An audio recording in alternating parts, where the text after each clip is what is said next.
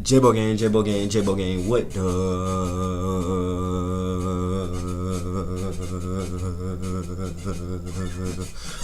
fuck going on, man? Hey man, say man, today, we back with another reaction, man. And today, we got the final hours of Rich Homie Quan, man. And as y'all know, man, R.I.P. to Rich Homie Quan, man. And prayers out to his family, man. But he passed away a couple months ago, man. And it really was like, in my opinion, it was like, I didn't really understand how I understood how he died, but like I just felt like it was more to it type. So you know what I'm saying, I went ahead and clicked on this video, you know what I'm saying, see what it's talking about, man. See, you know what I'm saying, I guess more details or like I don't know. I just clicked on the video. I'm just like y'all, bro. I just clicked on the video and it had the final hours of Rich Homie Quan. You know what I'm saying? Why not? You know what I'm saying? Bring it to J-Bo gang, react to it with them. You know what I'm saying? But yeah, J-Bo gang, man, we gonna go ahead and get straight into this reaction, man. You know what I'm saying? If you're new to the channel, man, like, comment, and subscribe. And I'm gonna try to make these intros a little bit shorter, bro. I know I'll be yapping, bro. But yeah, man, let's go ahead and get into it, man. J-Bo gang, J-Bo gang. Turn on those post notifications, J-Bo gang, J-Bo gang. Yeah. The death of Rich Homie Quan isn't as straightforward as it seems. Although there's speculation that he overdosed and even admitted to being addicted to Molly. Listen, I'm talking, bro. I felt like I couldn't do a show. Yeah, that's how you say he died. On Molly. The events leading up to We're not gonna do too much pause in this video. And it all has to do with Young Thug's RICO case. Turns out calling the man who is testifying to help Young Thug a liar isn't a smart move. What is a liar? Quan's final hours were crazy, and he may have made some major blunders. So, let's get to it. Rich Homie Quan dead. Quan was only 34 years old, so his sudden death is shocking, and his final hours may reveal some disturbing details that could explain his death. Just a few days before news spread that he had passed away, his Facebook page was active. This photo was posted with the caption, "Atlanta, few more weeks wild in out here, and I'm back again. Get your tickets now." The rapper shared plans to appear on September 19th for the Wild in Out live tour, urging fans to get their tickets. Just one day before that, the rapper took to his Instagram where he posted a photo of himself wearing a green and white '89 jersey as he repositioned his glasses with the caption, "Vision clear even through the BS." The cryptic message left fans puzzled, wondering what he might have been referring to. Little did they know it would be the last time they would hear from him, and what happened on the night he supposedly died has left everyone with more questions than answers. According to his girlfriend, Amber Williams, Quan fell asleep on the couch. The following morning, Amber, assuming Quan was simply tired from his busy schedule, placed a blanket over him and took her son to school, leaving Quan still asleep on the couch. It was a routine morning with nothing out of the ordinary. However, when Amber returned home later that morning, she noticed something was wrong. Quan hadn't moved from his spot on the couch. Concerned, she approached him and tried to wake him up. To her horror, she realized he was unresponsive. Panic set in as she checked for a heartbeat and found none. When she turned him over, she saw foam coming from his mouth. I guess he was asleep on the couch. His girlfriend, who was the one who called 911, said that he was asleep. She put a blanket on him, left, took their kid to school, came back and realized that he had never moved from the couch, which was kind of weird for him.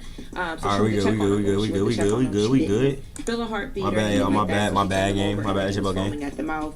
He was asleep on the couch. His girlfriend, who was the one who called 911, said that he was asleep. She put a blanket on him, left, took their kid to school, came back, and realized that he had never moved from the couch, which was kind of weird for him. So she went to check on him, and when she went to check on him, she didn't feel a heartbeat or anything like that. So she turned him over, and then he was foaming at the mouth. The 911...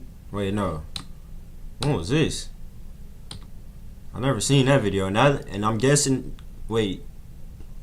He had that fit on. She put a blanket on him, left, took their kid to school, came back, and realized that he had never moved from the couch, which was kind of weird. Oh no, so that's a different day. And when she went, but yeah, this story sounds kind of weird, bro. I don't know. Anything like that. So she turned him over, and then he was foaming at the mouth. The 911 operator instructed her to lay Quan flat on his back on the floor and to wait for paramedics to arrive. Despite her best efforts, it was clear that Quan was no longer alive. Paramedics arrived shortly after and confirmed the worst. Rich Homie Quan was declared dead at the scene. The Fulton County Medical Examiner's Office was notified, and an autopsy was scheduled for the following day to determine the cause of death. However, people have already concluded that he died from an overdose. Fellow rapper Boozy Badass tweeted, "Just got word Rich Homie Quan just OD'd." And it does seem like Quan had a history of drug addiction. In an interview, the rapper revealed that there was a time in his life when he was addicted to Molly and couldn't do a show without first getting high. Was it drugs involved?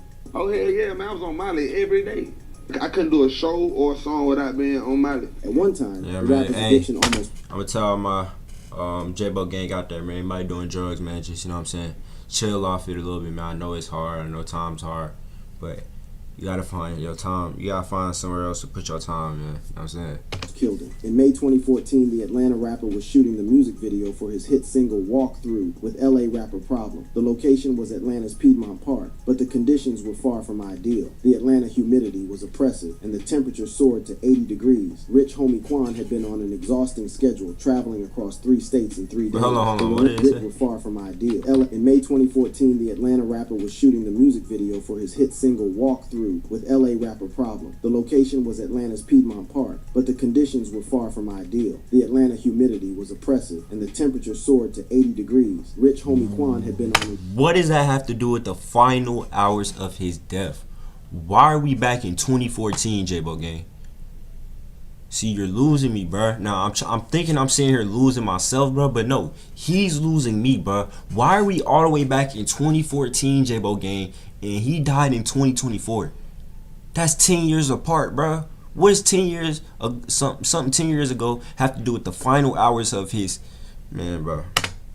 An exhausting schedule, traveling across 3 states in 3 days. The relentless pace left him exhausted. Despite the fatigue, Quan pushed through, determined to complete the shoot. However, the combination of sleep deprivation and the sweltering heat proved to be too much. As the cameras rolled, Quan suddenly collapsed. Witnesses reported that he had 2 seizures, fell, and cracked his head. The rapper was immediately rushed to a nearby hospital, and within moments, social media was ablaze with concern and speculation. Whispers of drug use, specifically lean, a potent mix of codeine-based cough syrup and soda, began to circulate. However, Rich homie Quan was quick to address the rumors. In an exclusive statement to Billboard, he clarified that his collapse was not due to drugs, but rather the result of extreme exhaustion and the unbearable Atlanta heat. I just want to thank my fans who called concerned about me, he said. I want to clear up 2 things. After being in 3 states in 3 days, up early having to shoot my video for Walkthrough, and even sleeping in between scenes on top of filming in this humid Atlanta heat, I fainted and hit my head. He continued, it's no secret that I do turn up. I don't deny that, but I'm not addicted to anything including drugs, nor was I leaning at the shoot. The media is going to put fake stories out there, but I just want to let my fans know that I'm good and recovering. In a separate interview, he revealed that he was using drugs to keep him awake during his tours. For some type of way, we was doing so many shows, I couldn't stay up. So I knew some people like, bro, I got something to keep you up. Kept me up. With the rapper looking like his schedule was starting to get hectic again, had he gone back to taking drugs? It's only a matter of time before the autopsy results reveal the truth. But one thing we know for sure is that he was entangled in the current YSL RICO case involving one of his former best friends, Young Thug. And his name came up a couple of times during the court proceedings just days before he died. Court drama. Lil Woody and the YSL case have been trending for the past few weeks. Lil Woody, a YSL member, needs no introduction. He has become famous for telling on Young Thug on camera. This shit is great. He wants him. He want him as bad. So you got him out. A visibly tense Lil Woody, whose left leg could not hold still, knew the consequences of snitching on the YSL boss, Jeffrey Lamar Williams, YSL boss. Thug. However, he didn't know that their interview was being recorded. Shockingly, Lil Woody even admitted that he did not like hanging out with the YSL boss, since it always led to him being in trouble. I'm already in a bad position. This Thug and this me. Whatever he do, I'm automatically just attached to him. Because people think I'm just stupid. So I'm like being around this nigga. You know what I'm saying? He's gonna call me up, come up there. This isn't the most shocking thing that Lil Woody revealed. During the ongoing court proceedings, he revealed that he was involved in a hit that almost killed Rich Homie Quan's dad. In September 2014, Corey Lamar, Rich Homie Quan's dad and manager, was at his barbershop in Atlanta. At around 10 a.m., a group of suspects stormed into the barbershop. The suspects opened fire, shooting Lamar 4 times. The bullets hit him in the arm, chest, and abdomen, causing severe injuries. The gunfire was so intense that it shattered windows and left bullet holes in the walls. The suspect then fled the scene immediately, leaving behind a scene of devastation and panic. As Lamar lay on the floor bleeding and in immense pain, those present in the shop rushed to his aid. Luckily, he survived the ordeal. After a decade of no answers, we now know who was involved in the hit. Enter Lil Woody and his associate, Threat. Both figures were well known in the streets of Atlanta for their reputations as enforcers. Their loyalty to each other and their crew was unbreakable, and they were determined Bro, that's a whole different person. Costs. The feud between Rich Homie Quan and Threat began over perceived slights and disrespectful comments. Threat felt that Quan was undermining, but he's showing whole different rappers, and treating them as if they were somebody to play with. This simmering tension eventually boiled over, leading to confrontations and threats. Threat's anger grew as the feud escalated, and he decided that drastic action was needed to send a clear message. Bro, you showing different rappers, bro. His trusted ally, to help execute a plan that would leave no doubt about their resolve. The target, Rich Homie Quan's father's barbershop on Bankhead. Me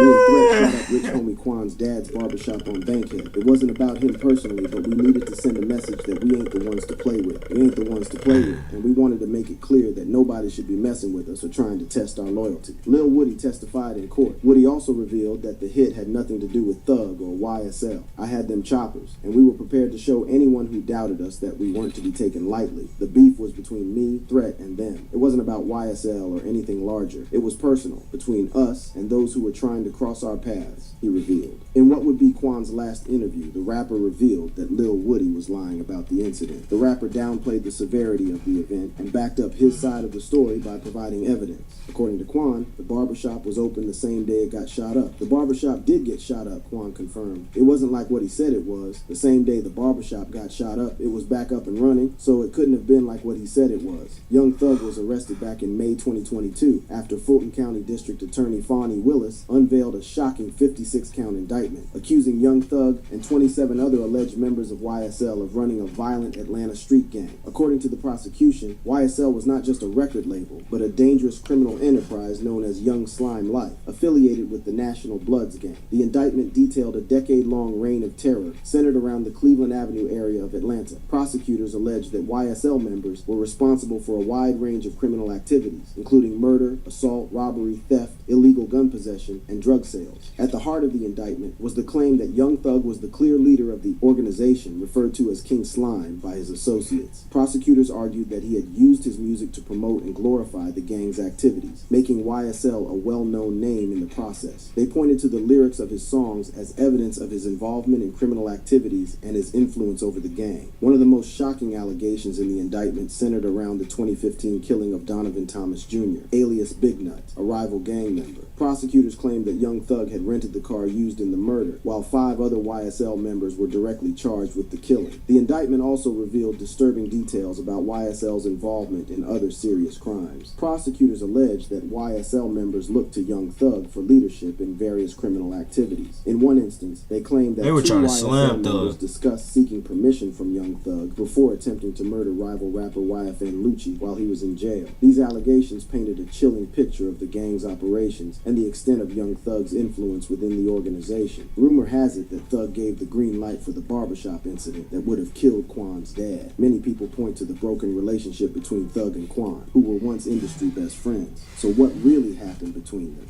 Rich Homie Quan and Young Thug's relationship. The relationship between these two rap giants has been so strange that, to this day, it's unclear what happened between them. One day they were so close that people thought they were gay. The next day, Thug was dissing Quan in a concert. So what happened to the former Rich gang members? DeQuantes Devontae Lamar, alias Rich Homie Quan, was born in Atlanta, Georgia, on October 4th, 1990. Before he got into rap music, Quan was good at sports and played baseball for more than 4 years at Ronald McNair Senior High School in Atlanta. Lamar was a center fielder and leadoff hitter and played at the varsity level since his first year of high school. He was so talented that he got a Fort Valley State University scholarship offer. However, he would only attend for 2 weeks and had to drop out and start working at an airport. Sadly, he lost his job and made some questionable choices, like getting involved in burglary, which saw him spend 15 months behind bars. After he got out of jail, he decided to take music more seriously, and that was when his dreams came true. Rich Homie Quan got noticed for his mixtapes, and record labels took interest. In 2012, he signed with Think It's a Game Entertainment and became a hit with his song Type of Way in 2013. At the same time, Young Thug was making a mark with his mixtapes, catching the attention of Gucci Mane. Although Rich Homie Quan and Young Thug were doing well independently, independently. The rappers often saw each other in Atlanta and got closer as their careers flourished. In 2013, Birdman introduced the Rich Gang Project. Thug and Rich Homie's relationship grew after working together on multiple projects. The two rappers seemed inseparable, creating timeless music and enjoying their newfound success together. They were so close, to the point where people started calling them gay. This controversy was brought about because of how they described their friendship. On an Instagram post, Thug referred to Rich Homie as his hubby. In one post, Thug wrote, "Me and my hubby, Rich Homie Quan for life. You dig?" Young Thug was confronted about the situation and explained that it was just a language they used with their close friends. It's a language. There's nothing stupid or fruity going on. It's the way we talk. It's the way we live. Those are my babes, no my lovers, no my hubbies, whatever you want to call it. The internet wasn't. I mean, I ain't gonna lie, bro. It's 2025, bro. I don't think that can slide anymore, bro. That's a little... Niggas turn their head a little bit on your ass, gang. What you mean by that? There's nothing fruity going on, lol, okay, I believe that lover, read one comment. I ain't never heard a straight dude call his friends babes, lover, hubby. Doesn't this all remind you of the Gangstalicious episodes on Boondocks? Asked another fan. As these claims continued to circulate about their sexuality, Young Thug responded calmly. He admitted that he saw the comments and chose not to engage with them because he believed responding would only fuel the speculation. He said that in Atlanta, where both rappers came from, people knew the truth, and he was not gay. He emphasized that their language was slang and should not be taken out of context. Rich Homie shared similar thoughts, stating that he found the rumors amusing and saw no reason to address them seriously. He made it clear that he was not gay and had nothing against the gay community. However, as time passed, the duo's relationship drifted apart and they went their separate ways. One of the earliest signs that the two were no longer on good terms was when Young Thug took to the stage at a show and referred to Rich Homie Quan as Homie Quan, while on the Rodeo tour with Travis Scott in 2015.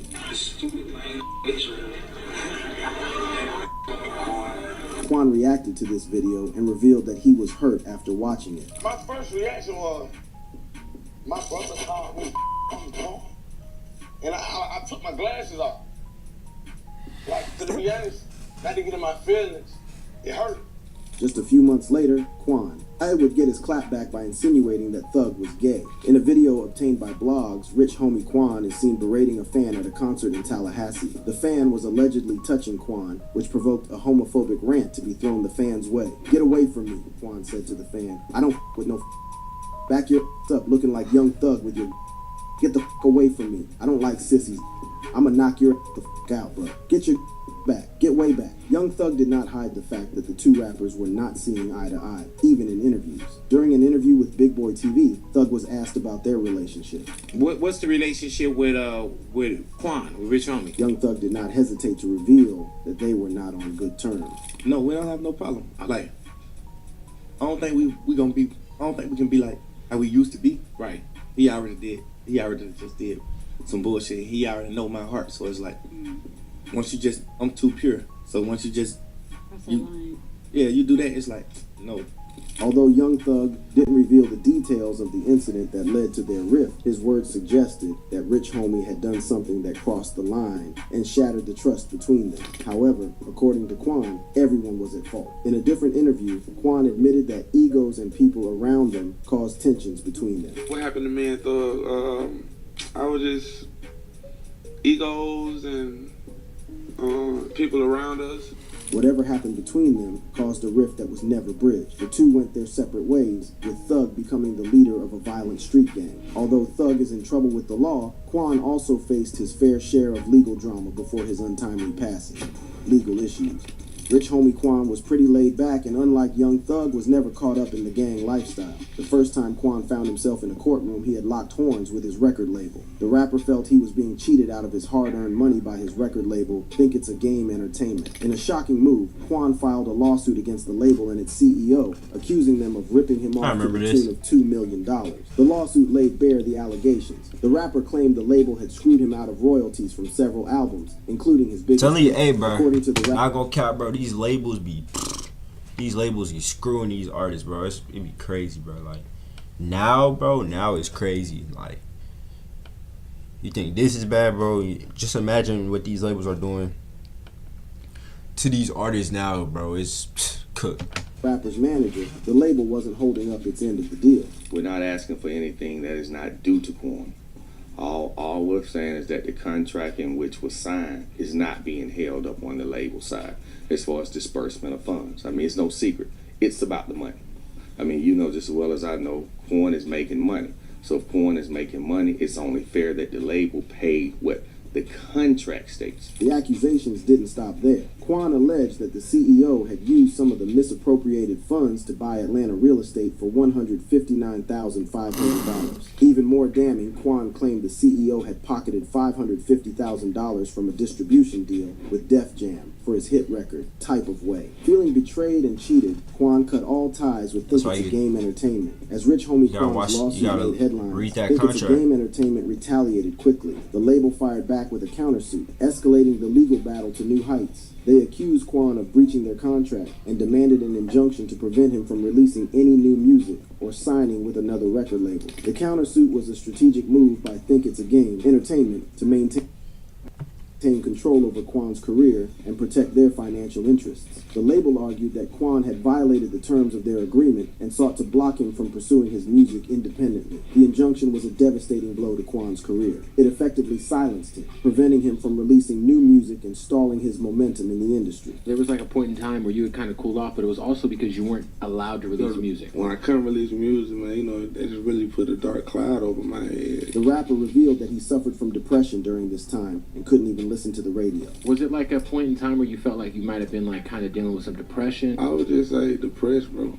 I didn't even want to hear the radio. The stakes were incredibly high, and both sides were prepared for a fierce legal showdown. Months of legal wrangling ensued, and both sides refused to back down. Finally, in 2016, a breakthrough was reached. A settlement ended the bitter legal battle. Quan expressed relief and excitement, comparing himself to LeBron James and promising his fans that the end of 2016 would be cinematic, just like a movie. I feel like LeBron James. I'm ready and looking forward to ending 2016 with a bang. My fans will not be disappointed. It will be cinematic, just like a movie, Quan said in a statement. But just 1 year later, the rapper would find himself in handcuffs, facing more than 2 decades behind bars. On May 27, 2017, Quan and 5 companions were en route to a nightclub performance in Georgia. Along the way, they encountered a police checkpoint on Highway 1 in Jefferson County. The routine checkpoint quickly escalated into a nightmare. Officers conducted a thorough search of the van, uncovering quantities of marijuana, heroin, drug paraphernalia, and a stolen gun. The discovery was a bombshell, leading to the immediate arrest of Rich Homie Quan and his 5 companions. The charges were severe. Rich Homie Quan faced a felony count of possession of marijuana with the intent to distribute, a charge that carried a maximum sentence of 30 years. The gun charges were quickly dropped, but the drug charges remained, casting a dark shadow over the rapper's future. After 2 long years of legal wrangling, the turning point finally arrived. The state decided not to proceed with the case due to insufficient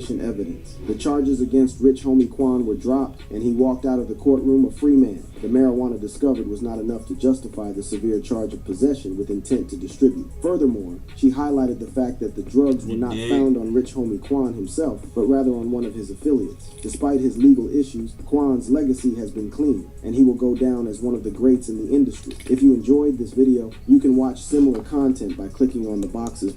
Hey, J-Bo Gang, man, that's gonna wrap up today's video, man. Hey, man, I guess the final hours of Rich Homie Quan, man.